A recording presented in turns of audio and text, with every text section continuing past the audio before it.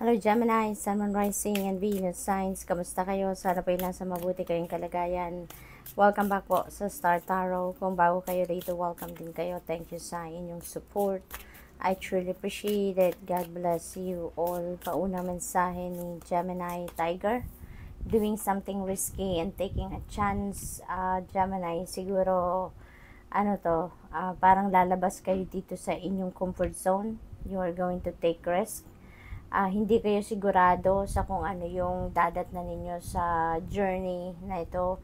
You are going to take a chance. No? Maglalakas kayo ng loob sa ngayon na pasukin ng isang bagay na hindi nyo pa nasusubukan or hindi nyo sigurado kung ano ang meron dito. No?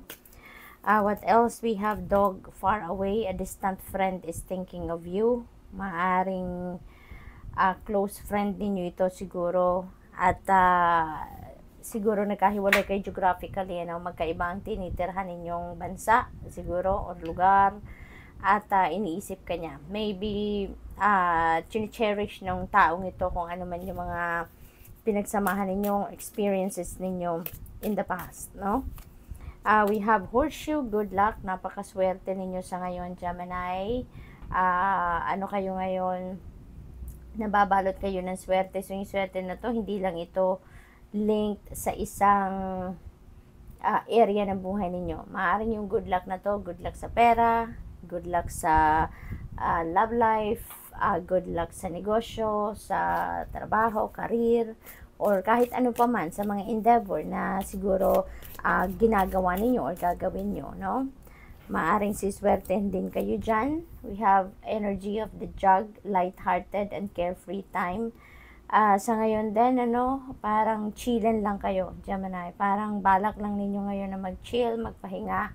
Parang hindi muna ninyo ngayon iniisip or iisipin yung mga problema, mga responsibilidad ninyo, mga duties ninyo, obligasyon, parang time out kayo ngayon, magta-time out kayo sa kung ano man ang mga pinagkakabisihan ninyo.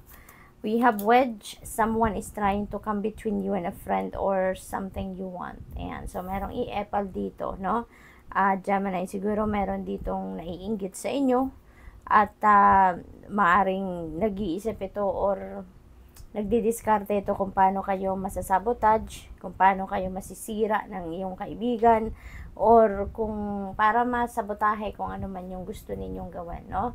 Yung gano'n. So, parang may evil eye, no? Ito, Gemini.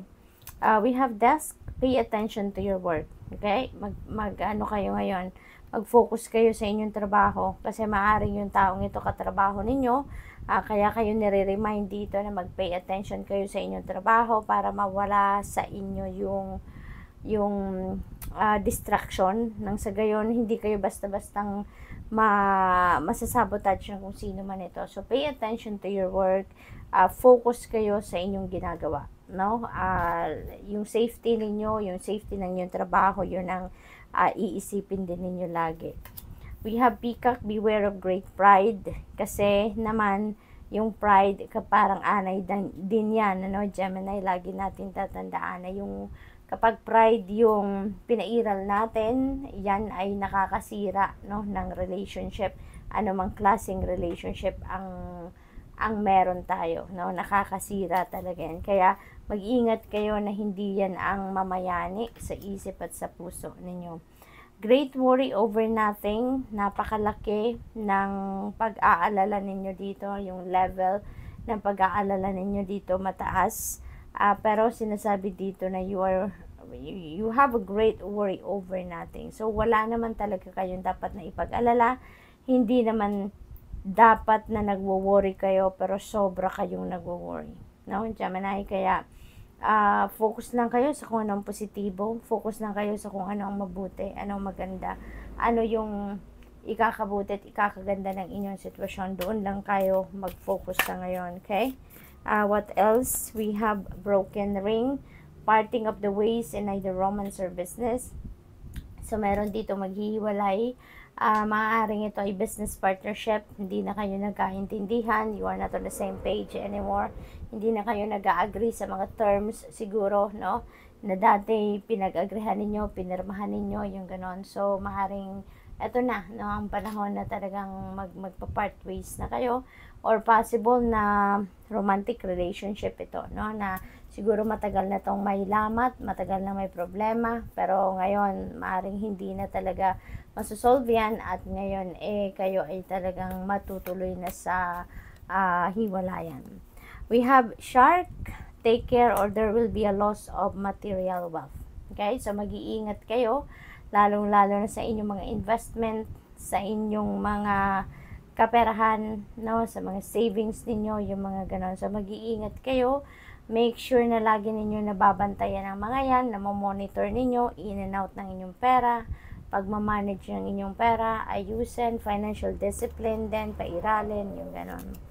We have handshake, a meeting with a stranger could be important. Ayan, so may makikilala kayo ditong bago, no, at maaaring yung pagkakakilala na to, siguro mauuwi ito sa pagiging isang magkaibigan, or maaaring isang magiging business partner, no, yung ganon. So good luck to that.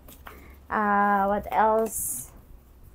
We have shield, you need to defend yourself. Okay, so maaaring related ito dito sa paghihiwalay ninyo, no? Kung sino man dito, depende sa inyong sitwasyon, hindi tayo pare-parehas ng sitwasyon dito, and also general reading ito, so just take as it resonates, no? Maaaring kailangan ninyong depensahan ng inyong sarili dito sa inyong romantic partner or dito sa inyong ka-business partner, no? So if you feel like kailangan mong depensahan ng inyong sarili, ang inyong katayuan, then do so. Okay? So, good luck. That's all I have for you for today. Thank you for watching. Love and light. Namaste. Hello, Libra, Sun, Moon, Rising, and Venus signs. Kamusta kayo? Sana pinasa mabuti kayong kalagayan. Welcome back po sa Star Tarot. Kung bago kayo rito, welcome din kayo. Thank you sa inyong support. I truly appreciate it. God bless you all. Pauna mensahe ni Libra, chain of events that will affect your life. Maaring mangyayari dito, parang kung meron na nga mangyayari dito sa buhay ninyo, para magkakaroon ito ng domino effect, no?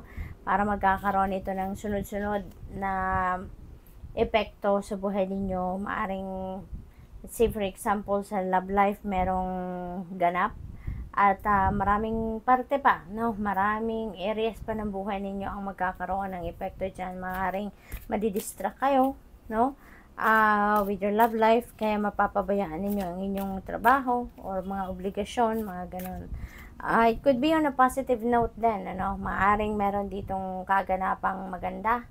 Let's say for example, no? Let's stick to the first example na ginawa natin na sa love life, no? Maaaring may pagbabago, papasok siguro kayo sa pagle-level up ng inyong relationship, at maaaring yan ay magbukas ng bagong pinto para sa mas magiging inspired kayo, mas maraming blessings, no, ang dadating sa inyo, so posibleng ganon. Diamond, you will be receiving or giving a precious gift. Maaaring kayo yung magbibigay, or probably kayo din ang magre-receive. So, depende sa inyong sitwasyon, but definitely this is a very precious, mahalaga, no, na regalo. So, we have inkpot, problems to be resolved. Ayan. So, may mga problema dito na posibleng dumating, no? It could be in any area of life then, depende sa inyong sitwasyon.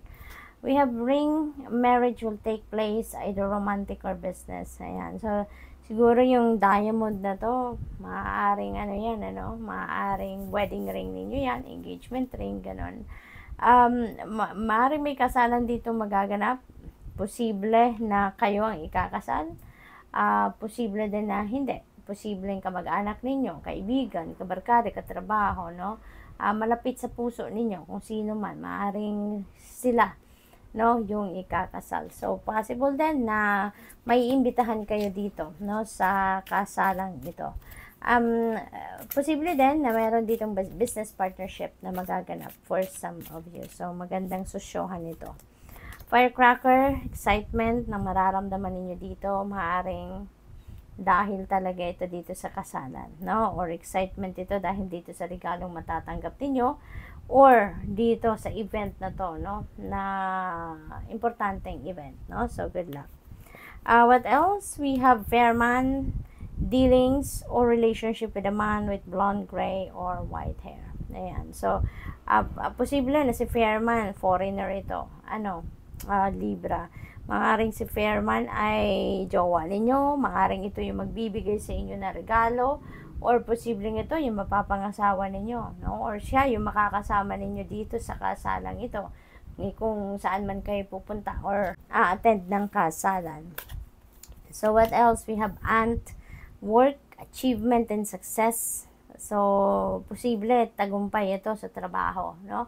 At achievement, ito, may accomplishment kayo na makakamit sa trabaho. Kaya, isa itong napakamalaking tagumpay kasi maybe, ito, matagal na ninyo itong pinagsikapan, matagal na ninyong minimithi siguro ang success na to sa trabaho. Kaya ngayon, okay, so yung excitement na to could be related to that achievement then.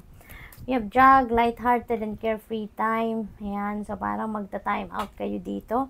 Libra, siguro maraming kaganapan dito sa buhay ninyo and medyo nagpa-stress sa inyo. Kaya parang magta-time out muna kayo, no? Mag-chill lang muna kayo.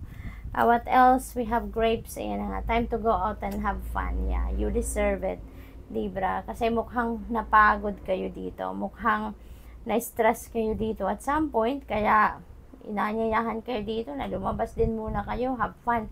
Spend time, no? With your friends and family. Mag-ano kayo dito. Mag-catch up, no? With them. You have mountain road, you are on the road to success. Ayan, tapos meron tayong success card. So, definitely, Libra, meron ditong tagumpay talaga na naghihintay sa inyo. So, congratulations kung saan man larangan yan, ano? You have the energy of the funnel, period of frustration, lessons to be learned. Maring related yan dito sa problema, no? Lahat talaga ng bagay, no? Kahit anuman ang pangyayari sa buhay natin, meron at meron tayong matututunan dyan. It always leaves us wisdom and learnings, no, sa buhay kahit anuman ang mga problemang pinagdadaanan natin. We have dolphin, financial gain, usually coming from something you did in the past. So, maaaring bonus siguro, pay raise, maaari din na promotion yan, Siyempre, pag na-promote ka, mas lalaki yung sweldo mo, yung ganon. Or probably, pautang, may interest, no? Maaaring ganon ang ganap dyan. So, good luck, Libra, and that's all I have for you for today. Thank you for watching. Love and light. Namaste. Hello, Aquarius, Sun, Moon, Rising, and Venus signs. Kamusta kayo? Sana po nasa mabuti kayong kalagayan. Welcome back po sa Star Tarot. Kung bago kayo rito, welcome din kayo. Thank you sa inyong support. I truly appreciate it. God bless you all. Paunang mensahe ninyo, dog far away. A distant friend is thinking of you. So, malayo ang kinalalagyan ninyo sa isa't isa ng kaibigan ninyong ito. Pero yung kaibigan ninyo to, iniisip kayo, naaalala kayo, maaaring nangingiti siya sa ngayon habang naaalala kayo, no? So, siguro meron kayo ditong mga magagandang experiences together, no? Na-enjoy ninyo siguro ang company ng isa't isa nung kayo'y magkasama pa. Wow, napakaganda, Aquarius. There is a needle and thread energy. A sincere wish will be granted. Ayan. So, kumbaga, approved na to sa spirit realm, no? Na matatanggap nyo na yan or ipapadala sa inyo. It's going to come to fruition. But, siguro ang iba sa inyo, maaaring nandiyan na, on the way na yung wish ninyo na to, magka-come to fruition na. Or, probably, ang iba din dito, no? Parating pa lang talaga, no? As in, ginagawa pa at yan ay it will take a little bit of time pa para dumating, but there is a guarantee dito na kung ano man yung sincere wish ninyo, that will be granted. What else? We have older woman. Ayan, so you may be dealing with an older woman, or maybe you have a relationship with an older woman. Okay, so this could be anyone. Maaring lola ninyo to, no? Teacher, maaring nanay ninyo, or auntie, no? Or sino man, no? Ito, maaring alaga ninyo ito, kung siguro you're a caregiver, maaring ganon. So, this person is going to play a significant role sa buhay ninyo. Okay? We have Vase, Secret Admirer. Ayan, meron kayong Secret Admirer sa ngayon, Aquarius. Siguro mapapansin din nyo yan or maaaring may hint na kayo kung sino yan, no? Kasi, syempre, may konting pasikat dyan, may konting palipad hangin siguro yan sa inyo. Kaya maaaring ngayon, ma-figure out nyo kung sino yan. We have Butterfly, a change for the better. Ayan. So, napakaganda nito kasi magkakaroon ng pagbabago, no, sa buhay ninyo. At yan ay para sa ikakabuti ng inyong sitwasyon, ikakaganda ng inyong sitwasyon. We have Bull, do not back down from opposition, show strength and fortitude. Okay? Kahit meron mga kumukontra sa inyo, merong ayun na yun, yung parang nag-intimidate sa'yo, merong kumukontra, lumalaban, yung mga ganon, huwag kayong sumuko, no? Continue to fight, no? If you feel like you need to defend yourself or you need to fight, whatever it is, no, na kailangang ilaban ninyo, then go for it. So, use your own judgment and discernment on this situation, okay? And follow your intuition para magabayan kayo kung ano ang best na gawin, ano ang tama. Okay? We have Stork. There is a news of a birth or a new business opportunity. Ayan. So, napakaganda. Either or, ano? Napakaganda. Maaring may mababalitaan kayo dito ng mga anak na or nanganak na. Maaring kaibigan ninyo to, person ninyo, or kamag-anak, kung sino man ang nanganak, mababalitaan ninyo yan. Or maaring meron kayong balita, no? About a new business opportunity na maaring yan ay i-offer sa inyo. We have Bear, danger, especially in money matters. Okay? Kaya mag-iingat kayo. Okay? This is a warning for you na bantayan ninyo ang inyong mga kaperahan, ang inyong mga investment, ang inyong mga savings. Make sure na minomonitor ninyo ang in and out. Minomonitor ninyo kung kamusta na ang lagay ng inyong mga pera. Okay? We have wealth. Kaya may parating na mapera. Malaking pera. Parang uulan dito ng kayamanan sa inyo, no? And it could come from different sources, no? Depende sa inyong sitwasyon. But definitely, madadagdagan ng inyong kayamanan dito. Madadagdagan ng inyong pera. We have good luck. Ayan. So, horseshoe. Hindi lang ito sa pera maswerte, kundi sa iba't ibang parte pa ng buhay ninyo. Depende sa inyong sitwasyon. Maring swerte din kayo sa love life, sa mga kaibigan, ano? It could be in any area of life. Be careful, do not take risk. Okay? Hindi ngayon ang panahon para mag-take risk kayo. No? So, chill lang, stay put lang muna. Mag-stay muna kayo sa kung ano man ang inyong ginagawa. Kinakalagyan sa ngayon, dyan lang muna kayo. Okay? What else? We have career. Ayan. So, maybe related dito sa karera na do not take risk. So, stay put lang kayo. Kung ano yung career ninyo sa ngayon, dyan muna kayo. Maghintay kayo ng tamang panahon, tamang pagkakataon. Okay? So, wag muna, parang siguro hindi ito yung panahon para mag-career change kayo, no? Or maglipat kayo ng ibang karera. So, good luck.